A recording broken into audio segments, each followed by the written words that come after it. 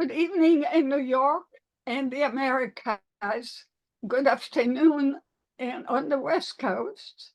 Good morning in Japan, and welcome whatever time of day or night for all who are joining us from all corners of the world. I'm Yael Danieli, founder and executive director of the International Center for the Study, Prevention, and Treatment of Multi-Generational Legacies of Trauma, ICMGLT for short. Thank you for joining our webinar today in the midst of multi-generational echoing history. 2 days ago, on January 23, the Bulletin of the Atomic Scientists once again set the Doomsday Clock at 90 seconds to midnight because humanity continues to face an unprecedented level of danger with dangerous technologies of our own making. When, if not now, is our time for action? 78 years ago,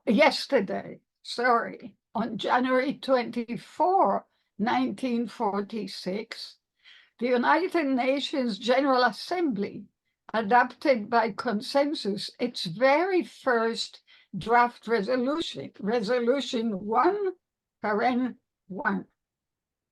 which established a commission of the UN Security Council to ensure the elimination from national armaments of atomic weapons and all other major weapons adaptable to mass destruction.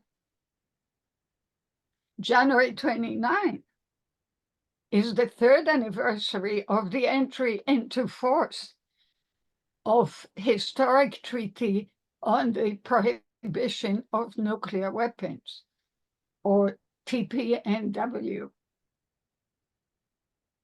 Today's International Center for the Study, Prevention, and Treatment of Multi-Generational Legacies of Trauma webinar explores the multidimensional relationship between humanity and nuclear science and provides a unique platform for dialogue among family members of Hiroshima atomic bomb survivors and the nuclear science community. Delving into personal histories and contemporary challenges, participants will share insights that bridge the gap between technology and humanity shaped by nuclear events, seeking to foster empathy, awareness, a holistic perspective essential for addressing the complexities of our nuclear age, and a shared commitment to safeguarding a more secure and compassionate future. This webinar would not have taken place without the dedicated work of ICMGLT's Working Group on Nuclear Issues, chaired by Kani Matsumoto and Barbara Nusat. Your moderator, I am a clinical psychologist, victimologist, traumatologist, and psychohistorian.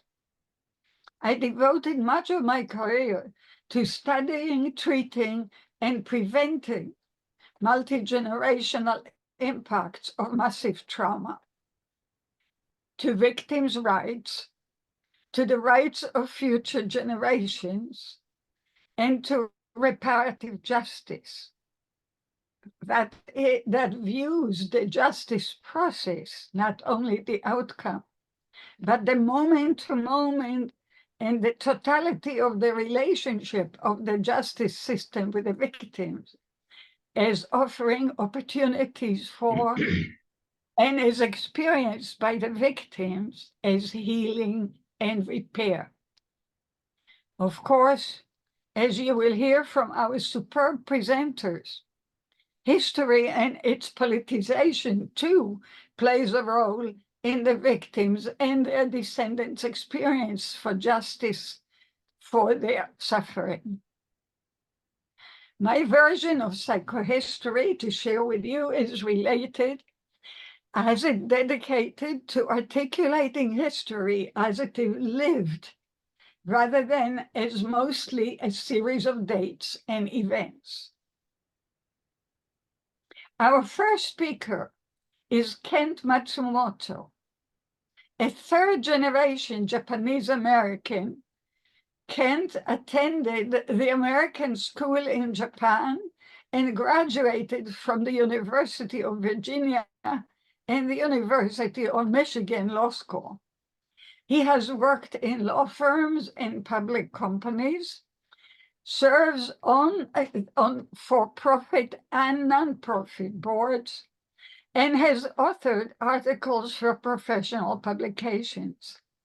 His award-winning novel, Of White Ashes,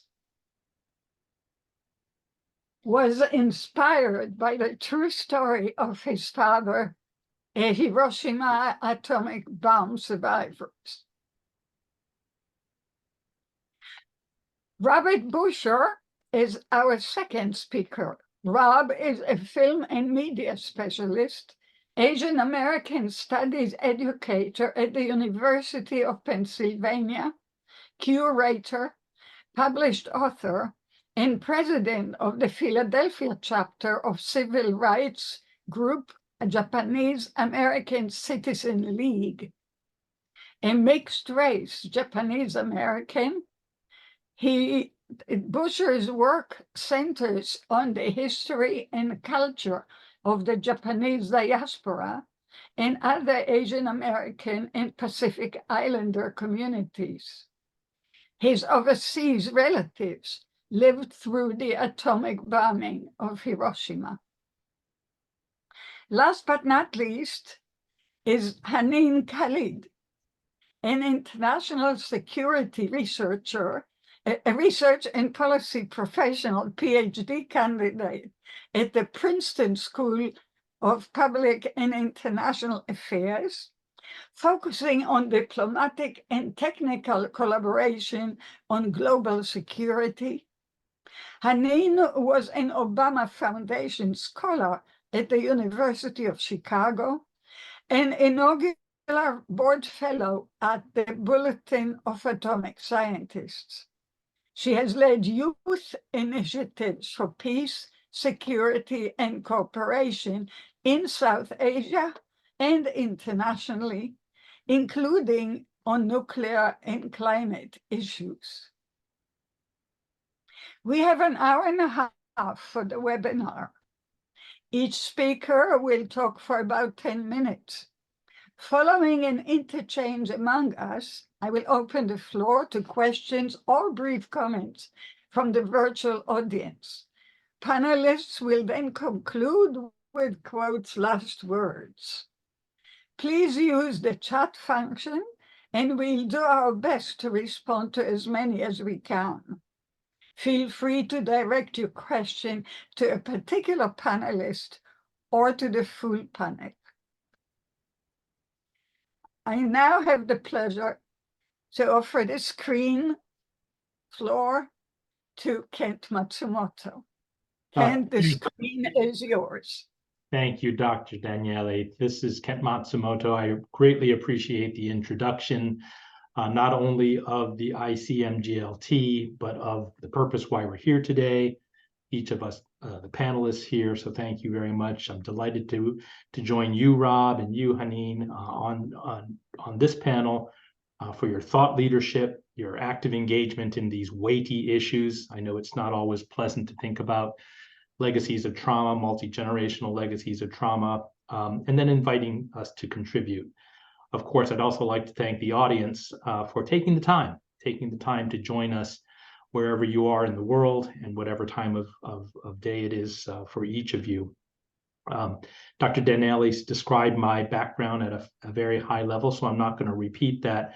But what I'd like to add is when I was a student, both as an undergraduate studying foreign affairs and studying law, I envisioned myself having a career as a diplomat, honestly, because my father was a civil servant for many years at the Library of Congress. We'll talk about his life as a survivor of Hiroshima, but it just seemed like a natural fit growing up around the DC area. I did spend my formative years attending the American school in Japan, where there were other children of diplomats.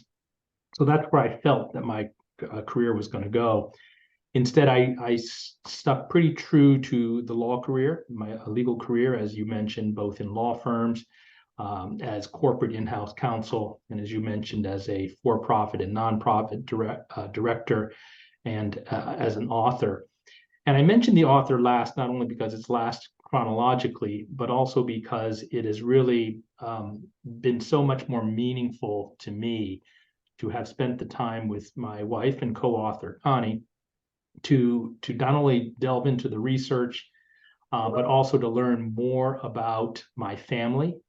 As a result, more about me and sort of my family's history as well. Both my parents, and thank you, Dr. Danelli, for holding up the book, which I also will hold up. It is about my parents, both of whom were American citizens. They have since passed. And they endured seemingly unbearable hardships with dignity and grace. My father, as I mentioned earlier, and as we described in the book, fictional characters though they are, survived the bombing of Hiroshima. And that alone is a trauma that we now have a term for that, hibakusha, which I know Rob is going to talk a bit more about as well. So he was technically a hibakusha, but he never identified as such. And there are reasons for that, which we can go into. My mother was incarcerated, so there too, consistent with this panel, is a trauma. It's a traumatic event. And as I've mentioned to others, we now know that the incarceration was, I'm using air quotes here, only 4 years. But at the time, when you're young, when you're even older, and you just are taken away, that's traumatic, not knowing how long you might be away and having everything as an American citizen just taken from you.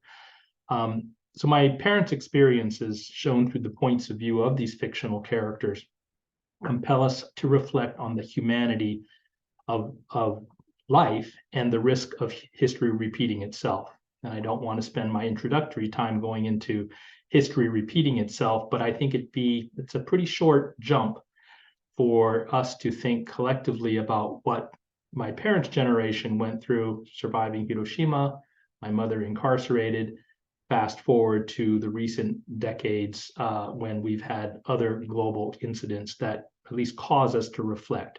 So today's topic, the humanity of our nuclear world, I think is very appropriate.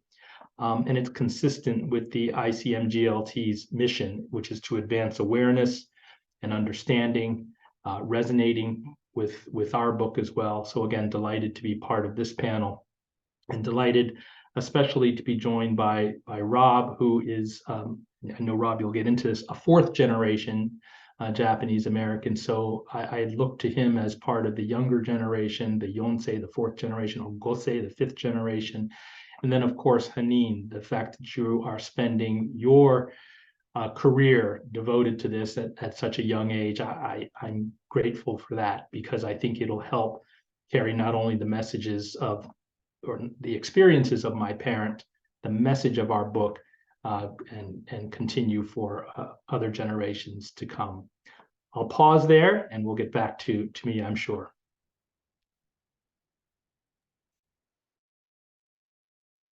All right. Well, thank you, Kent. That's a lot to kind of think through, and thanks for kind of setting me up a little bit as well in terms of introducing the different generations of the Japanese American community.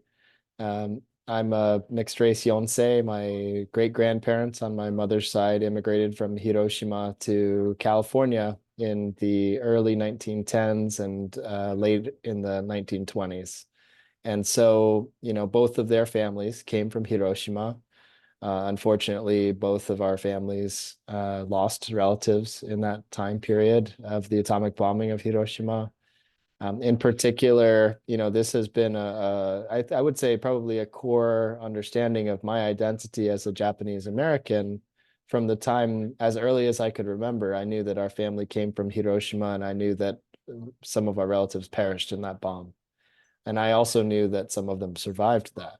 And it took many years, but eventually, as I was a young adult in college, I had the opportunity to study abroad in Japan and had the opportunity to get to know my Hibakusha bomb-affected relatives who were still living in Hiroshima at that time period, and heard some of their stories directly in their own account.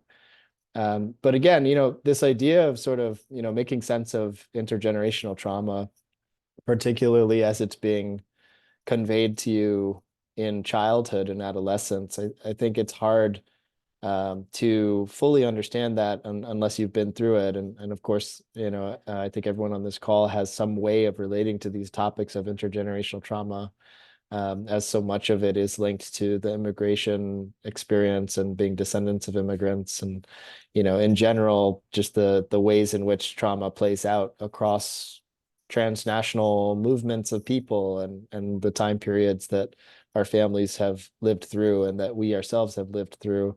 But being someone who is Japanese American, that was raised in the 1990s in rural suburban Connecticut, in a community where my mom and sister were the only other Japanese Americans, at a time when the US and Japan were actively engaged in a trade war, resurfaced a lot of the anti-Japanese hatred that existed from World War II, unfortunately. And it was an interesting time to grow up, because while our identity as Japanese Americans sort of put us at risk of sort of physical violence as well as sort of verbal violence, we were still proud of being Japanese. And I think, my mother, I credit her greatly for kind of being able to shepherd us through that. And in her own work, she became involved with the Hiroshima peace movement, leading a group of American high school students to Hiroshima in 1995 to attend a global peace conference that was being organized there on the 50th anniversary of the bombing. So from, that time period of early childhood, sort of knowing this family history, seeing it then enter into like an activist movement space through the work that my mom was doing at that time period, and just having these stories like the story of Sadako Sasaki and the Thousand Paper Cranes, and that being one of the childhood stories that I recall. Other people might have different memories of nursery rhymes, but Sadako Sasaki and the Thousand Cranes was one of my bedtime stories. And for better or worse, I think it's important we remember these things, and it's also important to kind of understand the impact that it has on our own sort of mental health and mental wellness, and the impact of those traumas. I'm happy to say that I think a lot of people in the Yonsei, the fourth generation, are far enough removed from the wartime incarceration experience that we have the experience of trauma that's been passed on to us, and the sort of culture of silence persists to some extent with our own parents' generation. But because we are a little distant in terms of the historical timeline, I know I've felt empowered to ask my Obachan, my grandmother, questions about wartime and anti-Japanese prejudice and racism. And in the same way that my mother felt empowered to ask her grandmother about the relatives in Hiroshima who perished during the bombing, which were topics that, she did not discuss with her own children.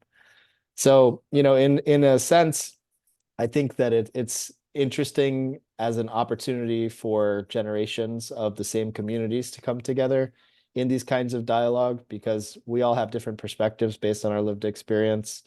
And we also have opportunities to kind of bridge the gaps in our own knowledge and understanding of these historical events and sort of the ways that they impact us in our daily lives. But maybe I'll leave that there for now, and we can talk more as this goes on. Yes, and I'm not at all surprised that in the audience we have with us our honorary board member, Setsuko Thurlow, who is first generation Hibakusha, and a great heroine of the international understanding of the need to abolish the bomb. Setsko, if you don't mind, I will ask you to join us during the dialogue period. But let's now give the screen. There's so many questions to ask, just of the two of you, of course, about asking questions, speaking, not speaking, cultural silence, etc., and the effects. But this is the time for Hanin. Dear Hanin, the screen is yours. Thank you so much, Dr. Daniele, and thank you, Kent and Robbie, for sharing your, deeply personal and moving and empowering and inspiring stories. I'm originally from South Asia. I'm an international student in the United States at this point in time, and one of the thoughts that was sort of coming to me was that we all relate to trauma in different ways. The nuclear umbrella sort of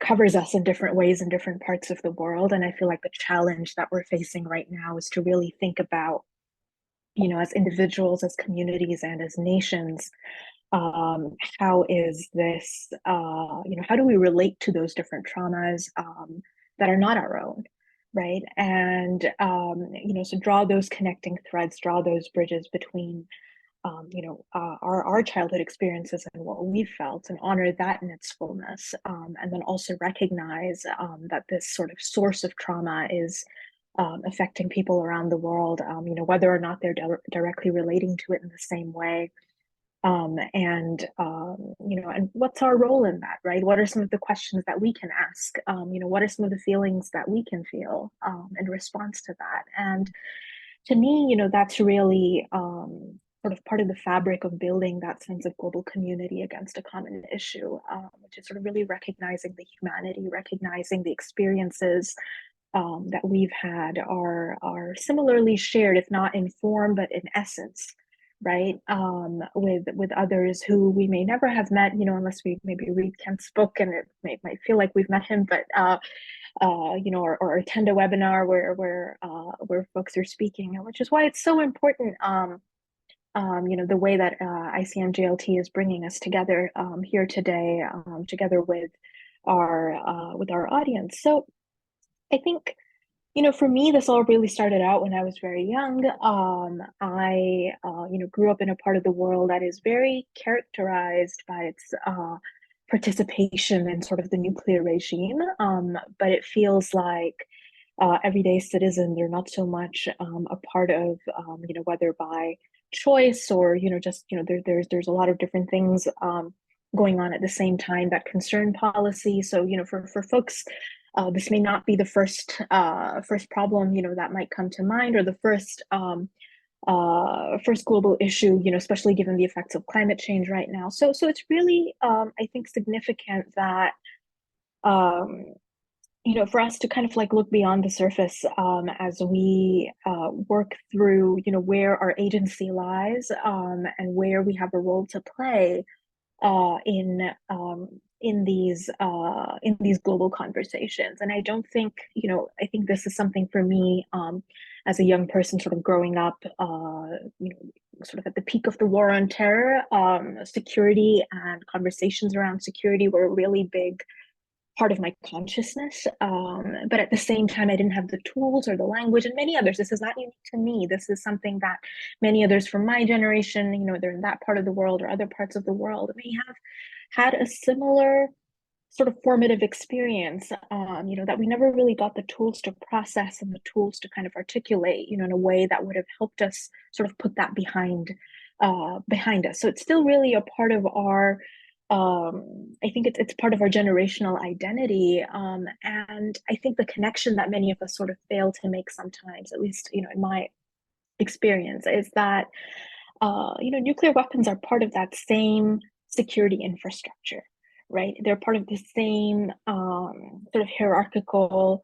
dominating, extractive modes of thinking that have defined the way we relate to one another, historically speaking. So really being able to put put those themes into context and understand that these ideas are connected to one another, that we have a role to play, whether we're young, whether we're, whatever part of our lives or whatever stage in our careers we might be at, we have stakes in this, and we have to think about it in an intersectional way.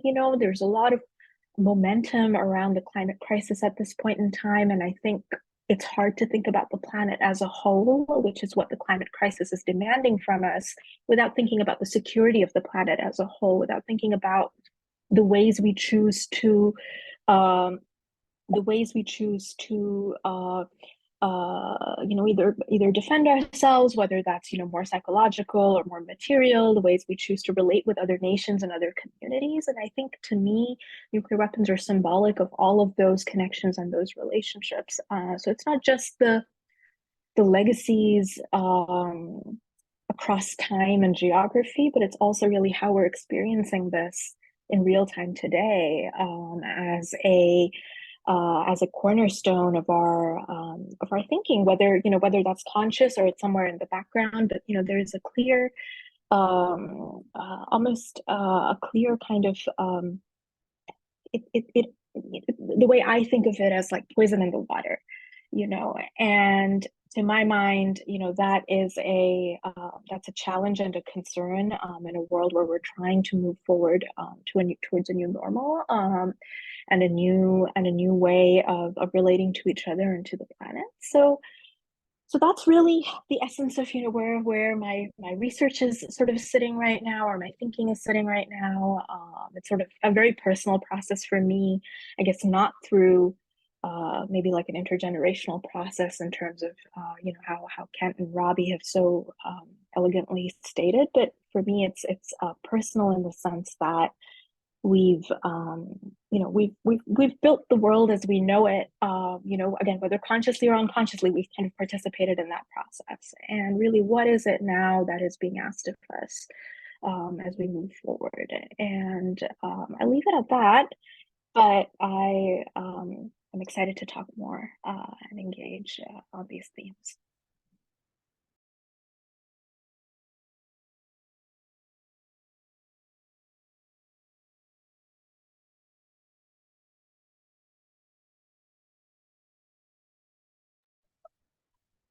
I should know it by now. I also want to acknowledge in our esteemed audience, Professor Roger Clark, retired, who was a founding board member of the ICMGLT, and dedicated many of his years the career years to fighting nuclear potential destruction. So, Roger, I would like you also to join our discussion, since we do have time. But I was wondering if you had questions or comments, questions to or comments about each other's presentation. Please unmute. So everybody unmute. For me, if I may, and I'll direct initially Rob or Robbie to you, only because we do share a closeness, the connection, if you will. And I meant what I said earlier, and that is to someone like yourself who's making a career out of this to, I don't want to say spread the word as if it were the gospel, but to raise awareness. And so the question for you is, maybe with a little more specificity, what projects are you working on to raise this awareness, to bring this humanity? And I'll give you the context in which I'm asking it. And I'm focusing on the Hiroshima part of it, the nuclear bomb part of it. I know you also have, as do I, a whole other chapter of the incarceration, but we'll leave that for another topic.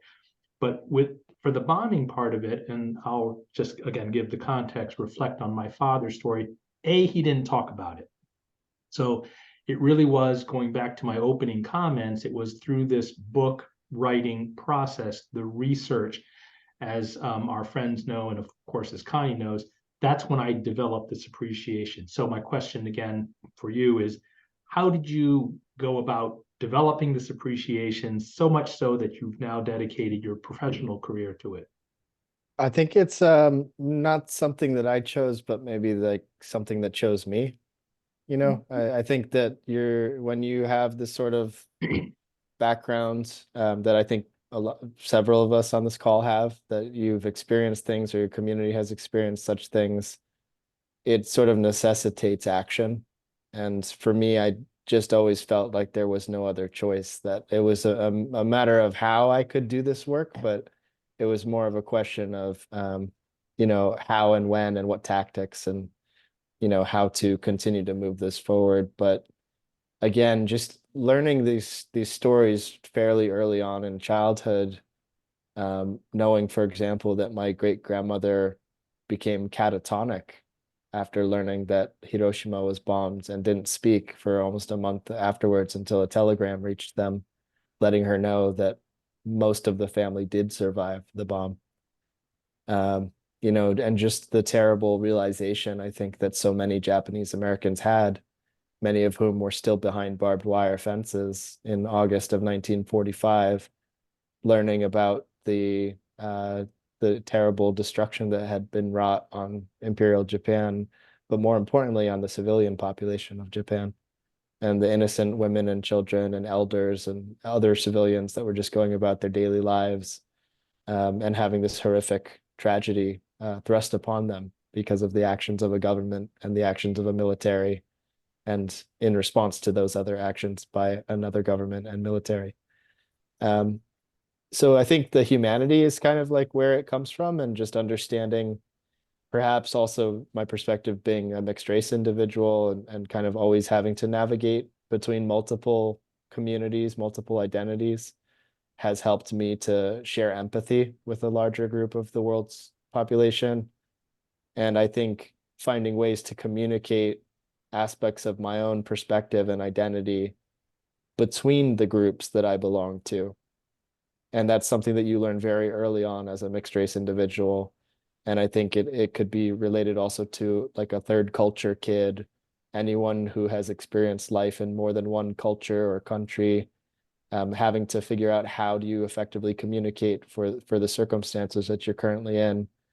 And again, all of that I think sort of leads to the work that I do. And if you're looking for some specifics, recently I've been sort of questioning the role that Japanese Americans can and should play in the conversation of nuclear disarmament, and also in really holding accountable the United States for the decision to use these nuclear weapons.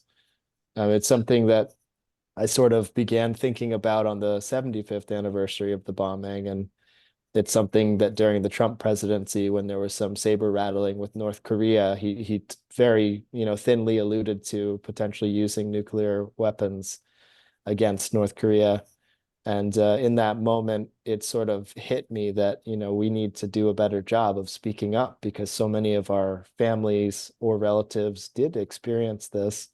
And while only the hibakusha themselves should be able to speak with certainty in terms of what that experience was like, we can talk about the effect that it's had on ourselves and our communities, and truly the trauma that persists because of that.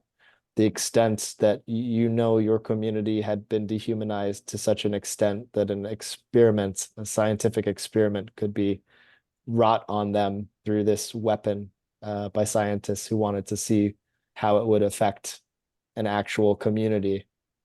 You know, one of the things that was a saving grace, I think, for my family, their house was in an area of the eastern part of the city of Hiroshima near Ujina, that is sheltered by a small mountain range. And essentially that protected their neighborhood from the initial blast of the atomic bomb.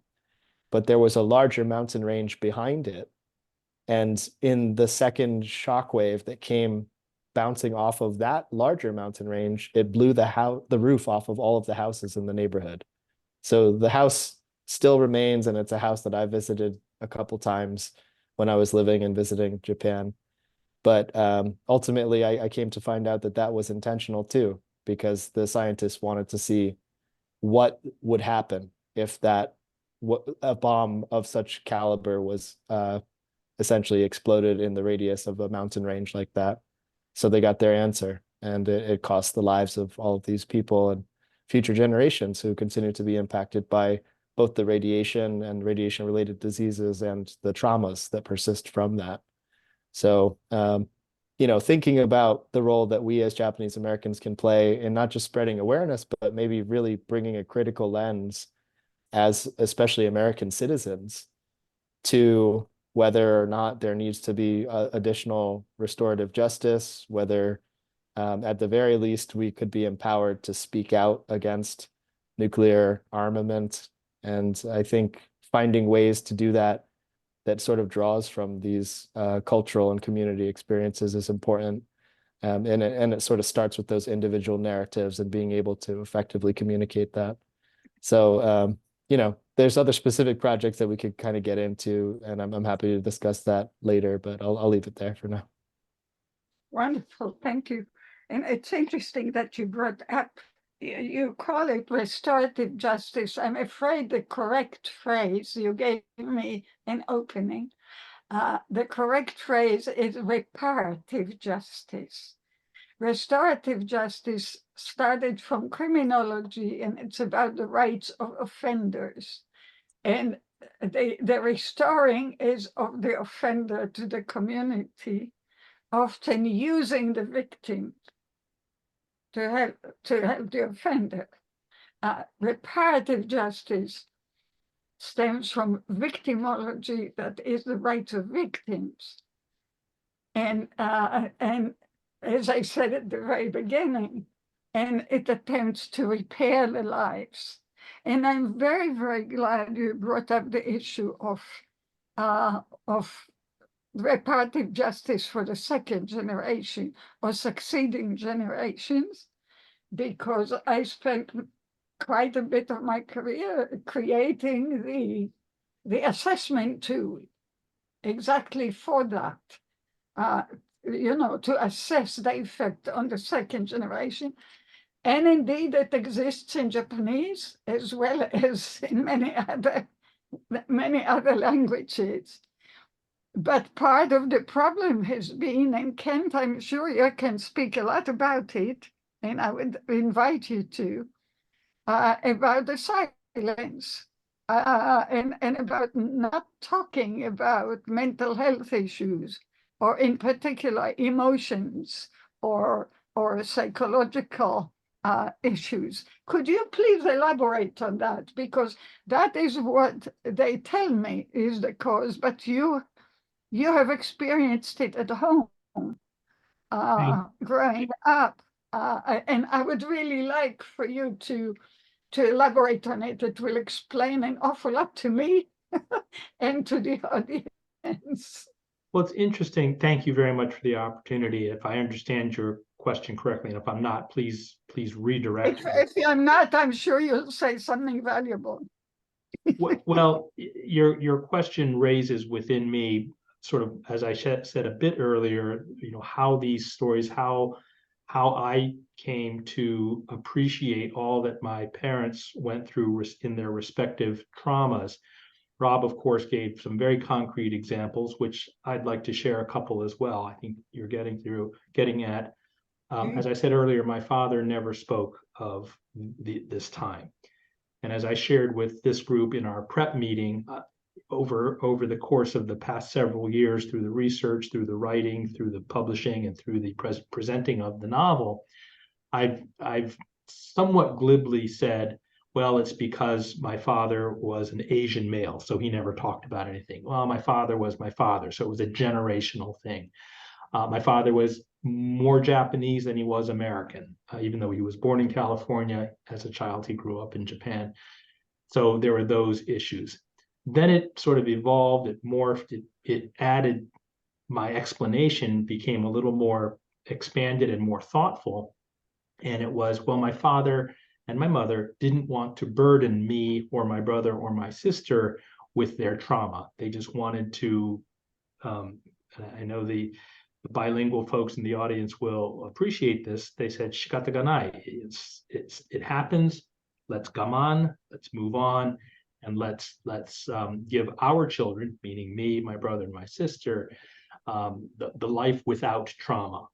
And then Dr. Daniele, through you and through the ICMGLT and through the work both that my wife has researched and done as well, I've come to appreciate now that perhaps he didn't talk about it because it was a traumatic event. And I don't think human nature does not compel us to relive traumatic events. I'll give one. I've got several examples here, but I don't want to monopolize the conversation about walking along the river in Hiroshima. Hiroshima is a port city. It's got several, if not 5 rivers that flow through it. It's a vibrant port city.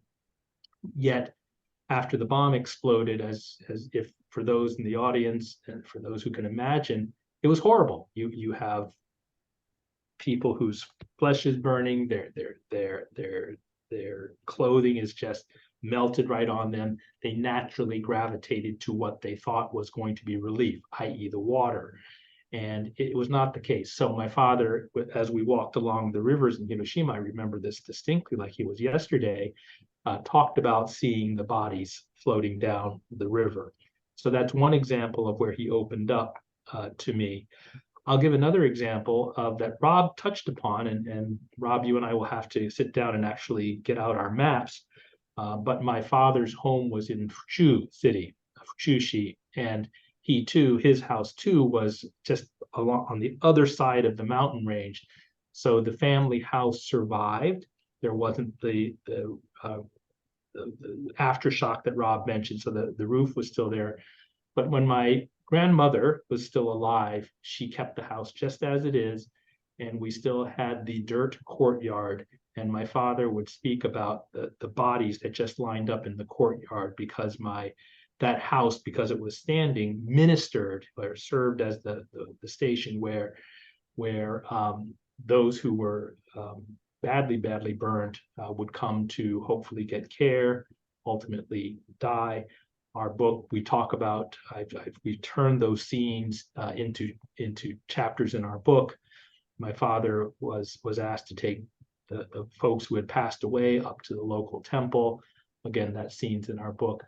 The reason why I raise these examples, Rob has a perfect real life example, as do I.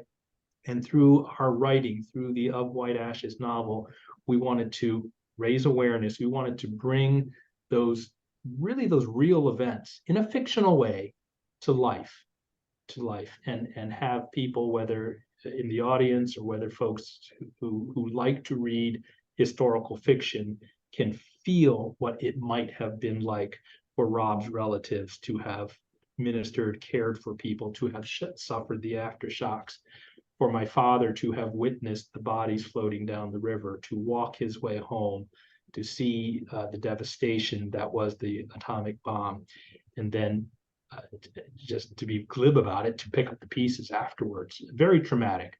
So last comment, to rewind it, to bring it all together, I suspect my father just did not want to relive that trauma. Mhm, mhm, mhm. And I remember when we met, I asked you if you asked him questions. Would He you was share? No, he was very dismissive. I sort of welcome Rob's 2 cents worth. Very, no, it was nothing. He truly just wanted to move on in his life, and I don't mean that in a insensitive way, but it just wasn't his nature for whatever reason that I gave earlier: generational, cultural, not burdening, or the trauma. I'll just quickly mention too, since you did mention the generations, the Nisei, the second generation, were famously stoic and famously quiet and famously did not talk about the things that they really felt. And I think part of that is that, you know, culturally, we do have this within Japanese culture, right? Like tatemae and honne, the real face versus like what you're projecting. as a facade in public.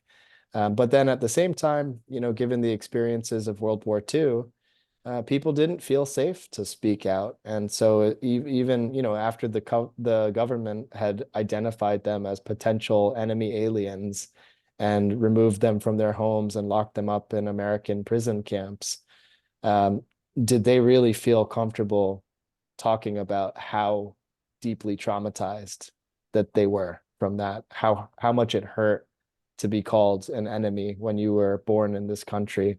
And I think, again, whether we're talking about the wartime incarceration or the atomic bomb, this is maybe a reason why a lot of that elder generation didn't feel empowered to speak out against it, even though I'm sure in their heart of hearts they knew that this was done for racial reasons.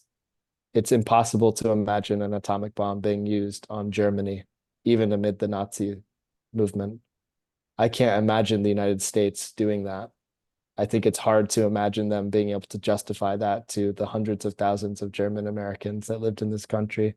And yet, at a time when Japanese Americans were incarcerated, when anti-Asian racism and exclusionary immigration legislation for 60 years had prevented Asians from coming to the United States, this was a group of people who had no choice but to persevere, but to gaman. And how do the children feel about that? I'm asking you, Rob. Well, yeah, I think I'm afraid you're a representative child here. Yeah, well, I can say though, eventually people found their voices. It took time, as most trauma recovery does. It takes decades sometimes for people to feel open to speak out. And in the aftermath of the civil rights movement, when Japanese Americans saw the great successes of the Black civil rights movement and Black liberation, and many of which participated in this. There were Japanese Americans that were working hand in arm with the African American community in that time period. And they saw a moment when the society had changed to such an extent that they could talk about what happened to the Japanese Americans in World War II. And some people also then began speaking out about the atomic bombs.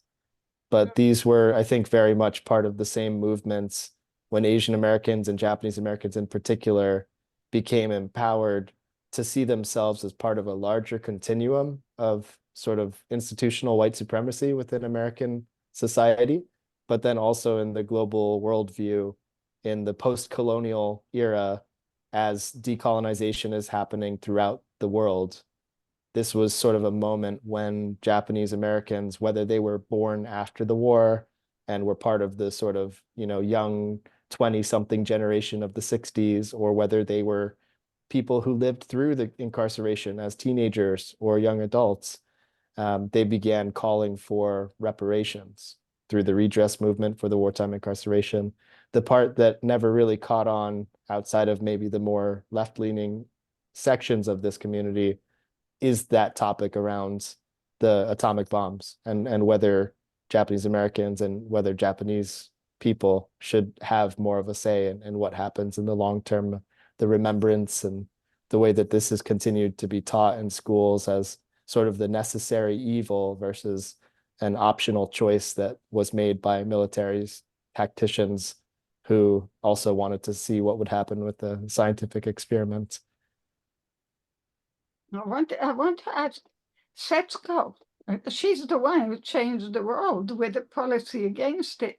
So, and she started way before what you decided the history is. So this is a very important conversation to have in depth. But Setsuko, please, you sorry, Hanine, I'm not forgetting you for a moment.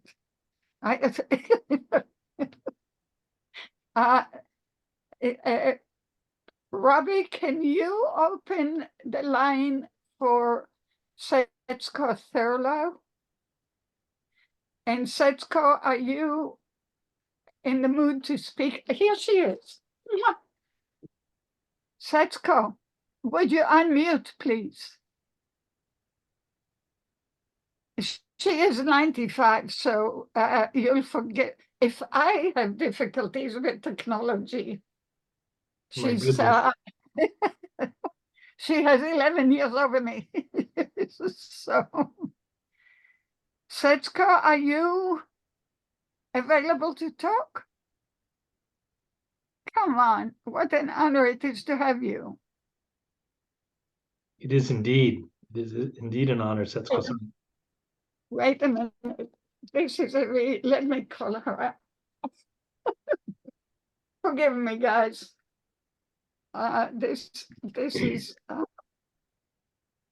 just a So while moment. Dr. Danelli is doing that, I'll just. Please, you go ahead, speak.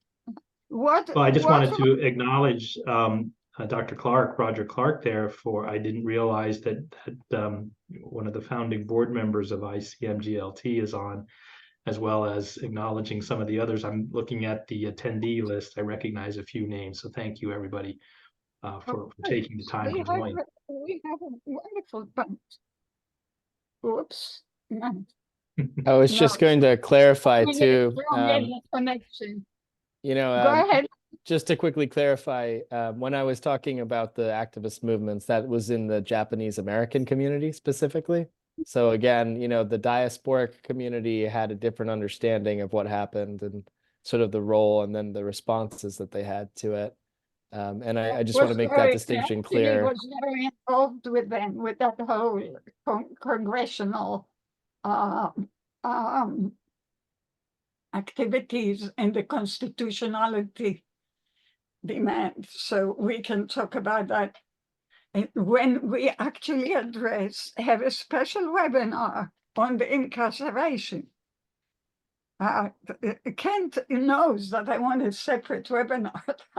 You keep but Hanine, wonderful. Oh, you have a question for me? Okay, I'll take it. Thank you so much. Thank you so much. And again, thank you again to Ken and Robbie for sort of, you know, just getting all the wheels turning. So Dr. Danelli, one thing I'm really curious about, and I don't know very much about it, it's been on my mind as I was preparing for this webinar and especially after our practice session. You know, could you possibly speak to how a trauma of this magnitude sort of affects sort of the human mind and body and the way that that's carried through generations, not just as a historical fact, but as like almost like a real lived emotion that is there in our genetic matter, that is there in our, that is sort of like embedded in our systems, you know, whether we're second or third generation, you know, what's sort of like an almost atemporal factor here that is, you know, carried forward as is from, you know, if our ancestors experienced, you know, for example, Hiroshima and Nagasaki being, you know, such traumatic examples, you know, is there some factor that remains in the descendants that is not just you know, the effects of radiation, but then also sort of almost like an emotional embedding, you know, that we don't often take into account when we're thinking about trauma. We think that it was one event that happened in the past, but, you know, it might be something that's, and I don't know if Kent can also maybe comment on this, or Robbie, but I wonder, because we're alive today, but we're a product of what our ancestors experienced. So, yeah. So, actually, I've written a great deal about that. And our whole center is about that. So our whole website, everything in the library, including the book. Kent, I can't even Kent's book. It's about that. And yes, there are multidimensional effects of what I call massive trauma. And they are not only biological and neurological, they're psychological. So they're multidimensional. And of course, there are social effects as well. They are familial effects. So you're talking about an individual within a family, within a neighborhood, within a community, within the society, within the nation, from a legal point of view, religious point of view, etc., etc., etc.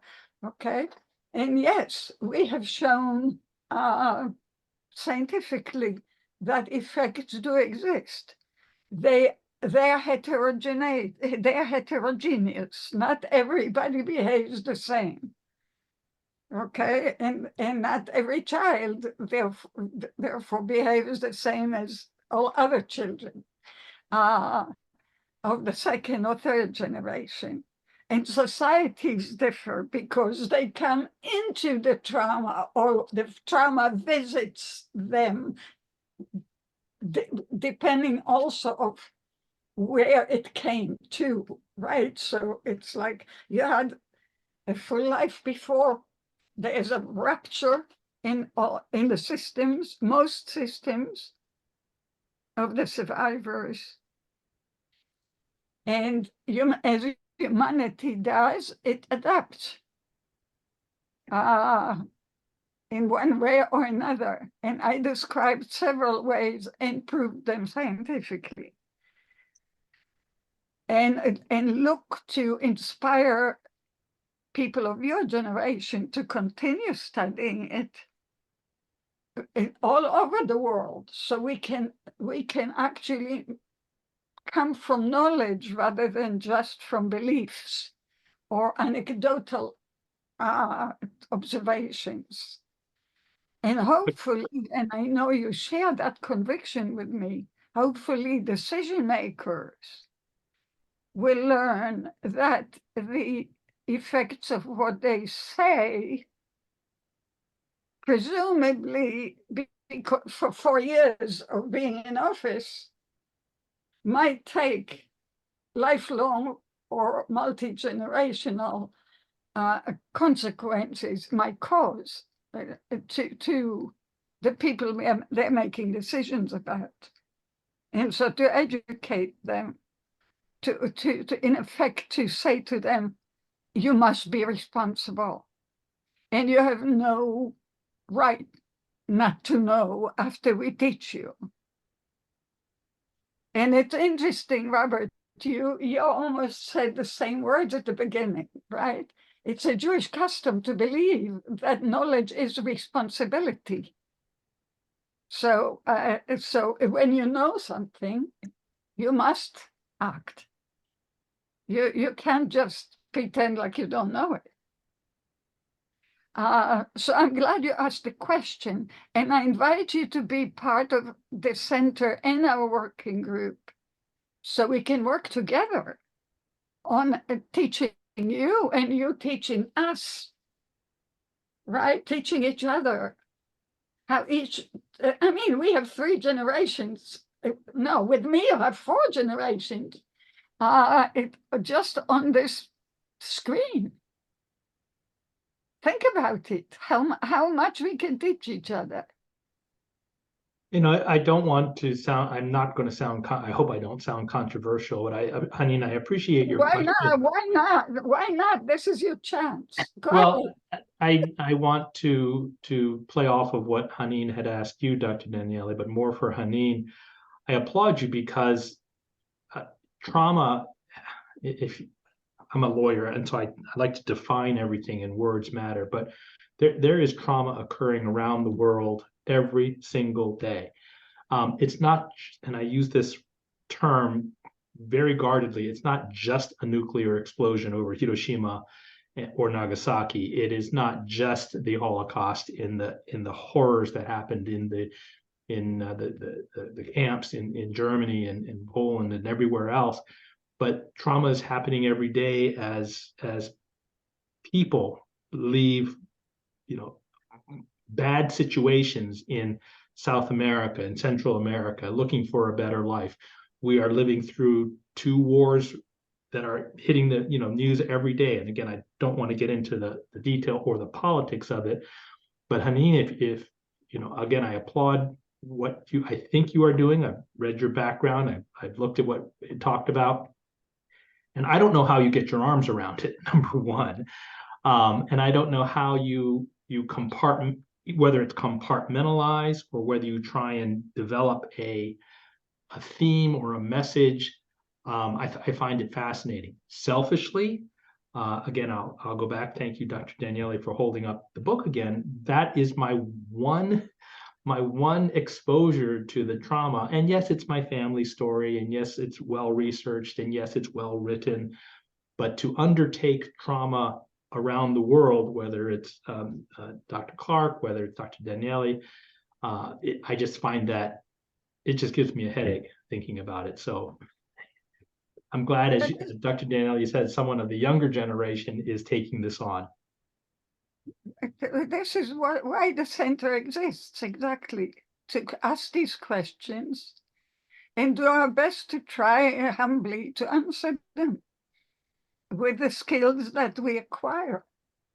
But Haneen, I will ask you a question back. You were clearly affected. You were, comforting yourself, you're touching yourself when you heard Kent speak or Rob speak. I wonder what you're feeling, what you're thinking.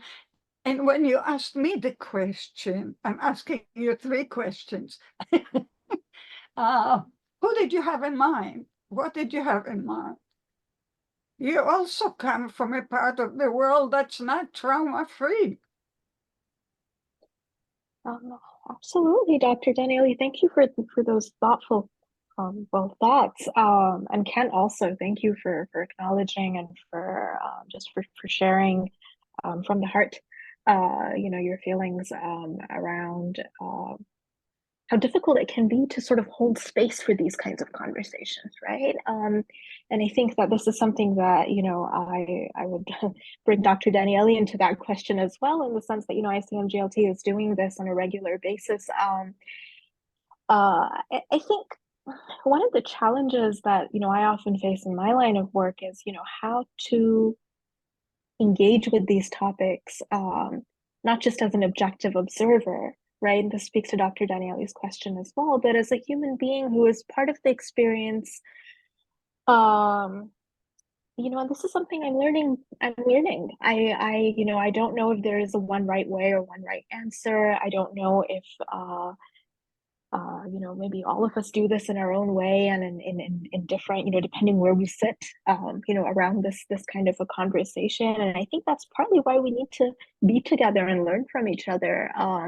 We need to remember, what little I haven't studied sort of the psychology of trauma. I look at it more from a political point of view, but my understanding is that it's really important to remember that we're not alone, in our experiences, wherever we sit on the planet, and to add to the list of traumas that we've been talking about, I would also mention climate-induced trauma, people who are at risk of losing their livelihoods or their land, their countries, their identities, all of those aspects I think should not be forgotten as we think about how challenging it can be to be on this planet at this time, and find ways to communicate across difference, which is what Robbie alluded to in his presentation, sort of being able to speak through different kinds of barriers, different kinds of politics, different kinds of contexts, different languages, different communities that might have a different lived reality. I was looking at something earlier, and someone from an active war zone had just posted that, it's so hard for me to see the rest of the world going on with their, turning in their projects and, all of those things, which is, which is also life, right? So holding all these sort of opposing, and maybe opposing is not quite the word, but these different threads, simultaneously, where we are, communicating and then also taking time to anchor ourselves, right, and process how these topics and these conversations affect us. So I do think, I don't know if this is a bit of a maybe an imprecise answer to some of the comments and questions that you've raised, but I think in some ways, this new normal and this new kind of new ways to engage, it's something that maybe we do together. Maybe it's something that we build together, sort of taking elements from each other's approaches, and finding ways to continue to engage, because I think the important thing is to not back down. And if that means taking a day, if it means taking a year, if it means taking a break, I think that's important and healthy and human. But getting back up, and using our friendships, right? Using our communities, using our connections, whether they're sort of grouped by interest area, or if it's the people where you live, or if it's people that you care about wherever they might be in the world, just sort of really exchanging that energy and letting it lift you up, I think is a tool. But I also wonder how you all do it. There is I'm curious, and I think I need all the tips as well. Your comment is very wise, actually, and scientifically proven. Actually, social relationship and social connections and closeness with people are some of the ways people heal from trauma, or what's the word I'm looking for? It can buffer the shock and the rupture of the trauma. So you see, your wisdom is already corroborated by research, and and that's another reason why we have the center. So we are together. So we are speaking with each other indeed. But I wanted to, I was very struck, Rob, by you saying that your great-grandmother was catatonic in response. And it occurs to me that you're so eloquent. And you're saying your mother was too. Or is, maybe. I'm sorry to use the past tense. This is very interesting, isn't it?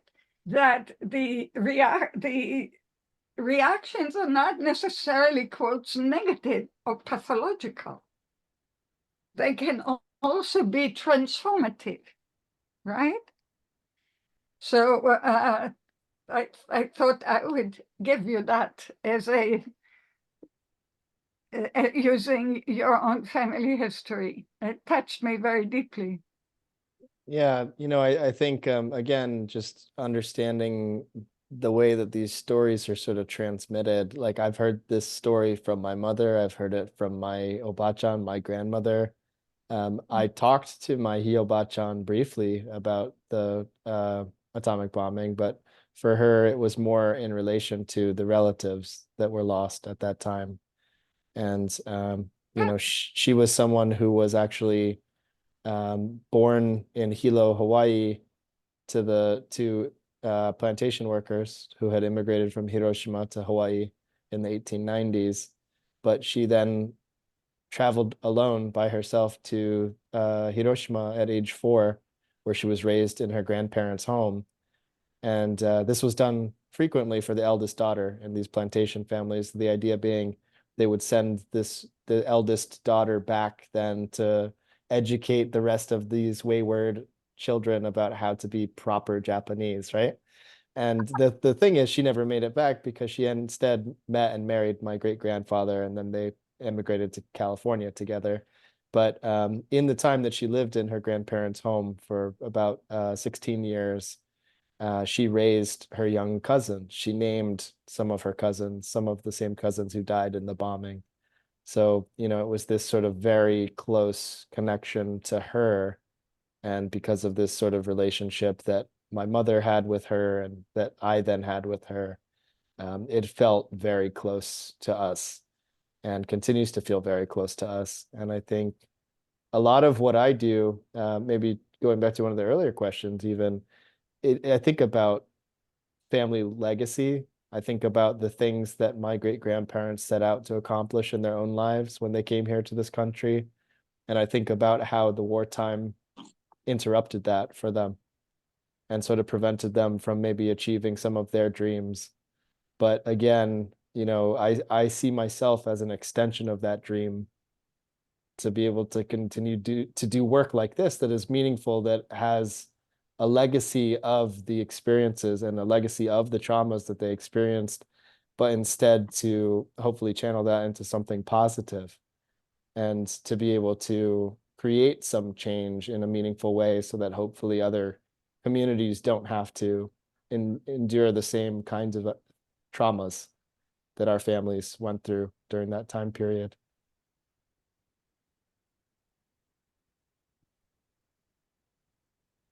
Roger, would you like to join us with a comment, please?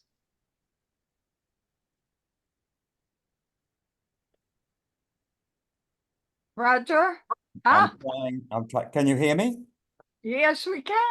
Okay. I don't know if you can see me, but We don't see you, but we hear you. oh well. Let's. All right. I'll just say a few words. Just a couple of comments about the work that you do, Yael.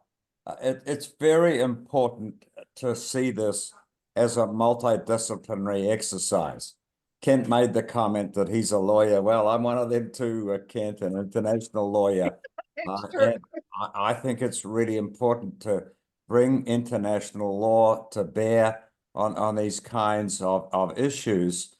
Getting rid of the nuclear weapons is, of course, an important part of that, but also to think about reparative justice in terms of those who suffer intergenerational trauma and so forth. But as Say and as Yael has said so many times, it's just so much more than a problem for international lawyers. Every other discipline imaginable can be involved in this. While I have the floor, though, just one or two comments I'd like to make. These are really scary times, and Kent again made the comment that there are two wars going on, two wars in which one side, Russia in one case and Israel in the other, has nuclear weapons. That is frightening in my view, and somehow we have to try and bring these conflicts to an end in a way that doesn't tempt one of the parties to go all out into nuclear conflict. A last thought. I'm sitting in my room here, and on my bookshelf are some paper cranes that were made for my younger daughter's wedding. I have to say that I've read Sadako and 1,000 paper cranes to my children and to my grandchildren. I haven't had a chance yet to read it to the great-grandchildren, but I hope I'll do that one day. And there's a backstory here that, Kent, you might be interested in. Some years ago, I was involved in the hearings of the International Court of Justice and the advisory proceedings endeavoring to establish the illegality of nuclear weapons. We had testimony from the then mayor of Hiroshima, and he told the story of Sadako. I confess that I cried when he told that story. I thought it was just such a telling account of the problems with nuclear weapons. So this has been a very good discussion to listen to. I'm grateful that I was able to do so. And I'm sorry I have to leave you now to deal with a family emergency, but please, all of you, enjoy the rest of the program. Thank you so much for calling me in. Thank you. Yeah, a big hug to you, sweetie. Thank Okay. you, Roger. Thanks. Thank you.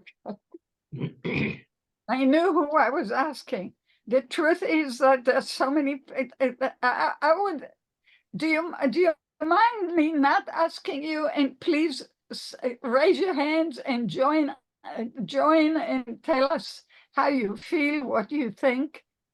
It's funny. These evening webinars create a sense of hanging out too. So it's not like the ones at 1 o'clock you have to do. So Enid or Barbara or Connie or Utah, you've been involved in this. Utah, would you like to say anything, please? We have an amazing audience, just in case you don't know. Utah? Oh, Yuko, wonderful. Go ahead, Yuko. You have to unmute, please.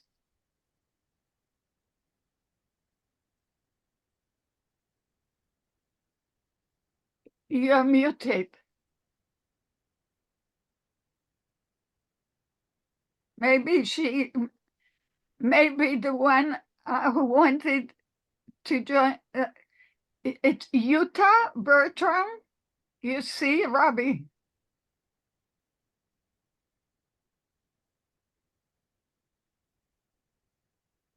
Utah, would you unmute, please? Yeah, I said unmute. Yes, we can hear you. Yeah, How do you feel with this wonderful panel? I always love your panels, Yael, because we get a little bit deeper into what is moving us. But today, I must say, I'm not sure if I can say something without showing how upset I am about the state of the world right now. I was this afternoon at a meeting with the Assistant Secretary General on Human Rights here in New York, and it was a collection of non-governmental organizations where we all were, how should I say, we all are somehow at a loss what to do in this broken state that the world is seeing right now. And at the same time, I love then listening to you when you all say we cannot give up. We need to stick to our hope. Even if we need sometimes a little bit of interruption because we just can't stand it anymore, but we need to continue. I'm very, very worried right now, like Roger. I'm scared what this will all bring us. I'm worried about a World War III. I'm worried that we will get a war between Israel and the US on one side, and on the other side, Iran. And Iran has, all on we are at a war between Iran and Israel. Yeah. Okay. I'm just saying, let's not escalate it where we are, because this is just too dangerous with all the nuclear weapons on all sides. And I'm thinking of all the children we have right now and the responsibilities we have towards them. How can we not do everything to give them peace, good peace? Not a weak, cowardly peace, but a peace where we all sense we can have the same meaning in it that people get when they fight for their countries. They step beyond themselves and they are willing to give their life for their country. You can do this in peacetime. We can have peace with the same kind of meaning where we live for each other. Okay, that's just what I wanted to say. No, that's wonderful. Thank you so much, dear. Barbara, please. Am I unmuted? I hope. Yeah, I can't to explain. We don't have the meeting format, so you are right in your observation that we only can hear people from the audience, but the voice is amazing. So let's be happy like that. But go ahead, Barbara. I wanted to follow up with just what you were saying, Utah. I come from a family now, I realize, because of joining this group, that lived with this consciousness of the danger of war from the time I was born, really, and how to live in peace and keep going and do the best we can to bring more peace, no matter what. And that's from my father and mother, and their experiences with my dad being a medical doctor in Nagasaki, with those that came to help and work together with the Japanese doctors. Actually, my dad was fortunate to be able to do that. One of the most meaningful experiences of his life. So what I do now is I find, pardon me for the emotion, just the gratitude to the center for bringing us all together, because I keep working. I work for nuclear disarmament since 1970, and my passion about this subject, and it just keeps me going to be with you all. Thank you. Oh, God bless you. Thank you. Connie, do you want to speak to us? I see your beautiful picture.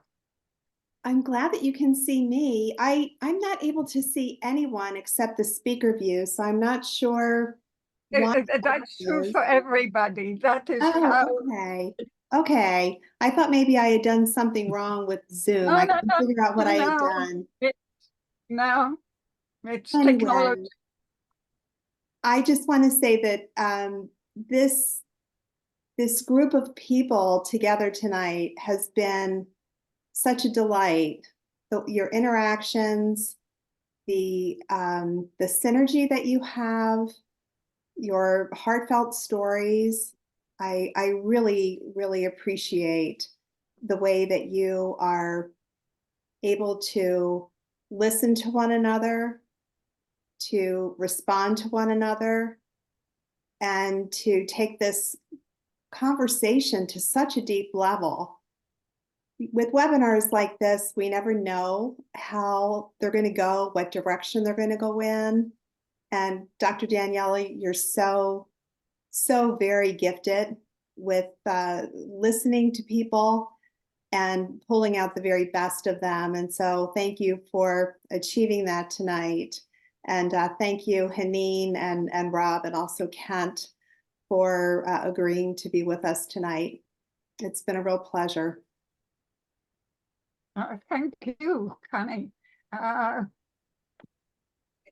Now, you have had several comments. Enid, are you going to leave us without saying anything? I can't believe it.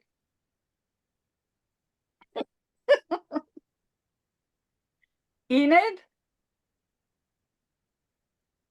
She's older. She's 5 years older than me, so she might be at the end of her day. So that's okay.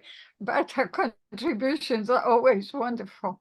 I'm wondering, is anybody from the chat, excuse me, any of the participants, would you be sorry if you don't contribute something now? Go ahead, darling. I knew you wouldn't be able to resist. Go ahead. Am I unmuted? Yes, you're fine. Oh, okay. She's Well, also I'm thinking. wait, just to introduce you, she's also an international lawyer and very close friends with Utah, who is also an international lawyer, and Roger. Go ahead, Enid. Wait a second.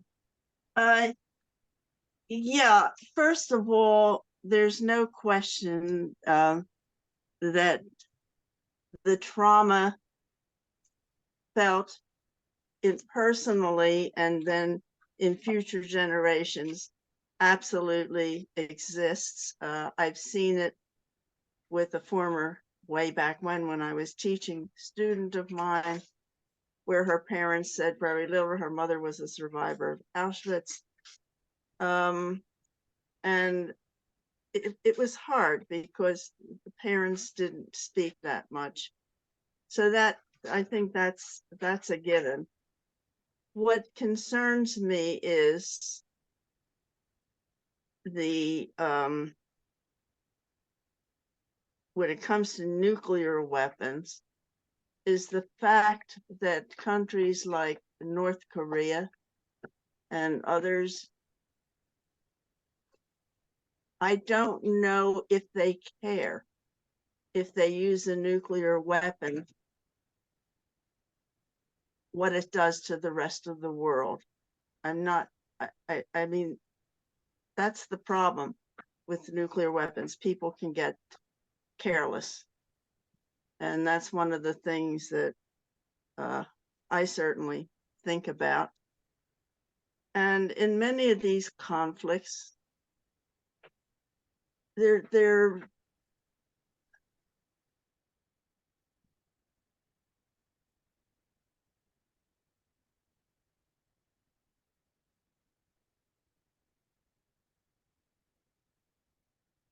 Are you there?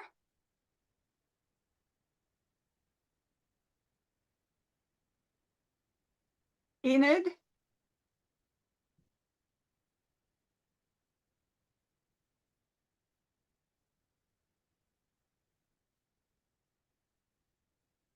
Technology. Yeah, we may have lost her. Technology. But I'm afraid, as I looked at the faces in front of me, I'm afraid we share this fear. We share this fear. And of course, the fear that we will just bumble into nuclear war.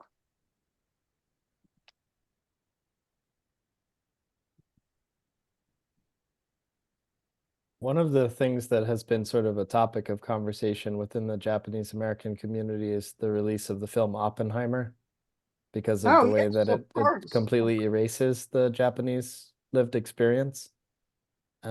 You know, and we've had some lengthy discussions in other webinar sessions similar to this about whether it's the role of Hollywood to tell these kinds of stories.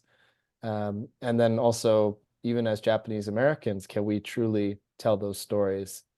And my personal belief is, again, it's the hibakusha who are the ones that can really tell that story, but what happens when they're gone? And I think these are the times that we live in. Well, you are the generation after. What do you think then? I think, at least in the hibakusha context, I heard a really interesting concept, which is the denshosha, or this practice of having the stewardship of a younger generation person who spends up to 3 years learning the story of the hibakusha, and they become the caretaker and the steward of that person's story for future generations. And what a beautiful concept I think that is, but also what a difficult endeavor to take on that sort of embodied trauma and to then have the profound responsibility of continuing to tell those stories. But again, you know, as survivors of multi-generational trauma and in different contexts, we all sort of have those roles and responsibilities. And so I am appreciative of this space, and thank you for doing the work that you're doing. Well, you consider yourself a part of us now.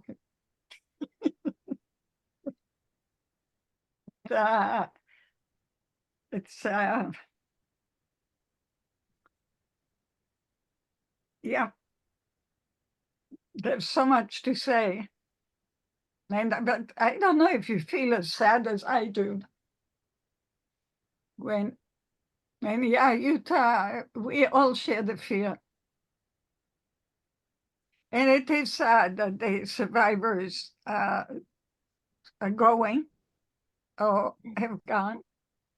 I know among Holocaust survivors, children and grandchildren, there are those who took on the mission to teach the world. But there are also interesting, come to mind another initiative when you mentioned just now of survivors teaching their stories to young people, even high school students, with the help of professionals who make sure that the young students do not get traumatized without protection, right? And the students then, it's called theater. I will write you what it's called. it's something theater, because they are telling it theatrically. They actually then act it. I've seen some of this, and I will share with you when, and maybe with the audience as well, if you're interested. Not right now, but when I get a hold of it. They do perform on an annual basis or something like that. So this is another interesting thought for, to learn from one community to another, because I do know that the Japanese love theater. That when I was in Japan, I spent a lot of time in the theater. So again, it depends on the culture and what makes sense in any particular culture. Kent, you were going to say something? Well, as we wrap up here, Dr. Daniele, you mentioned in our prep session, what did we want to leave as our final word? I just wanted to thank you, as Connie said, for the panel assembling us, keeping us organized, keeping the flow going. I'll conclude with just a couple of points, mostly about what, as I've said before, what we've learned about in writing the book. At the National Archives, there is a statue. It's a Shakespeare quote, "What's past is prologue." And, Connie and I often reflect on that as we wrote the book, and also as world events are unfolding before our very eyes. But to be clear, we wrote our novel to honor the many Japanese Americans whose lives were decidedly shaped by the events of World War II. These are ordinary people who were forced into extraordinary circumstances. I talked earlier about the spirit of gaman, enduring the seemingly unbearable with patience and with dignity. We hope our readers, we hope this audience, we hope your students and beneficiaries of the ICMGLT feel the power of our nuclear war, the destruction that today is 100 times more powerful than whatever exploded over Hiroshima and Nagasaki. And again, I'll use the same terms that I used at the outset. We inspire to engage people's curiosity, to expand their knowledge, and to generate empathy, all of which is consistent with the ICMGLT's mission. So thank you again for inviting me to participate. I too enjoyed, Rob, your comments, and Haneen, your comments as well. And I'd like to leave with we want to focus on what unites rather than divides us, notwithstanding everything we talked about. Mm-hmm. Haneen is the youngest. She'll be the last. Go ahead, Rob. I think I said some of what I would have said in closing in my last comment, but there's another Japanese phrase that comes to mind, which is okage-sama de, which loosely translates to "I am because of you." And I think, it's something that I have approached sort of the work that I do, thinking about my family, thinking about this sort of responsibility and continuing to tell these stories and pay it forward for future generations of immigrant communities and other minoritized communities that are dealing with the afterlives of institutional white supremacy and ongoing white supremacy in this country, and the way that shapes our foreign policy as well. But I think particularly in regards to trauma, I mean, I wouldn't be who I am if this trauma didn't exist. And I think, these are very difficult things that we're talking about, dealing with, and the sort of afterlives of these things continue on for generations, sometimes unknowingly, in the communities that inherit these traumas. But I think that having more of these kinds of conversations is important, and would be great if we could get more of the decision makers who are deciding some of the policy around nuclear proliferation and so on and so forth in the room when we're having those conversations. Absolutely. Dear Haneen, we would like you to please. No, thank you. I want to echo Kent and Rob, and just say thank you for convening us today, to ICMGLT for the incredibly valuable work that's been going on much longer than I've known about the organization, and I'm excited to learn, sort of go back into those archives and look more closely.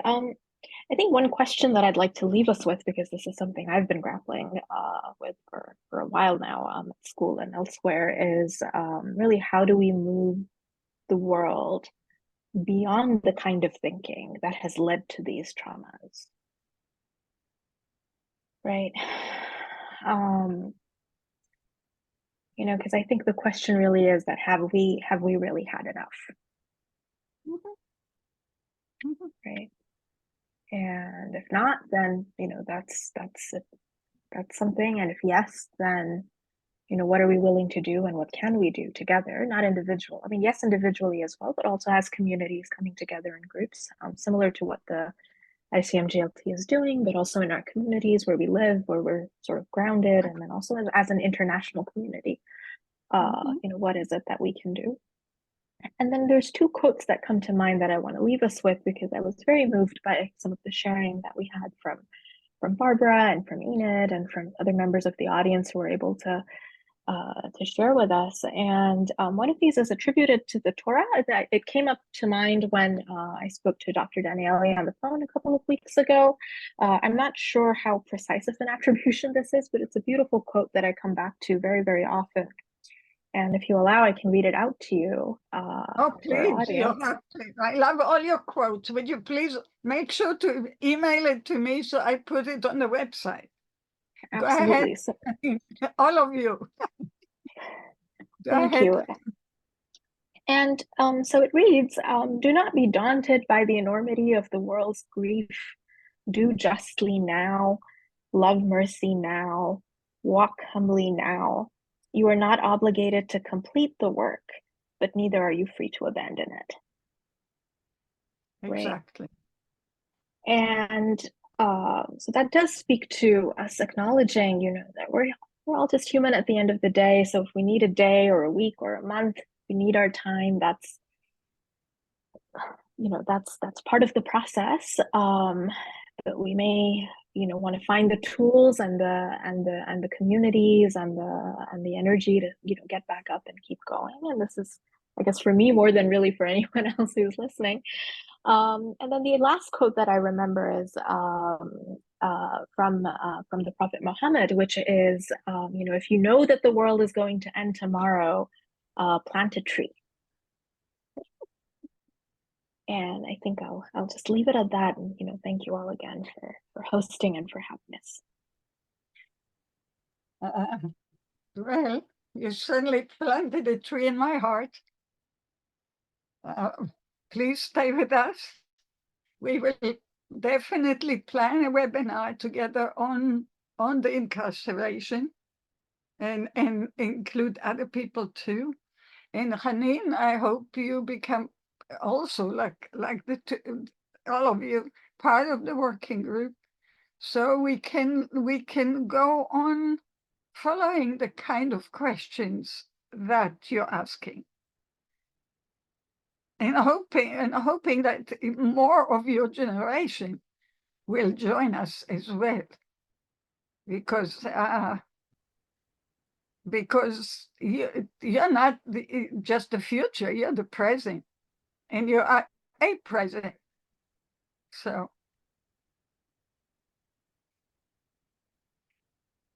thank you. I'm moved as deeply as I can be. Thank you, thank you. Thank you very much, Dr. Daniele. Good night, everybody. And thank you for everyone who has stayed with us so late. Thank you. Good night. Good night. Good night.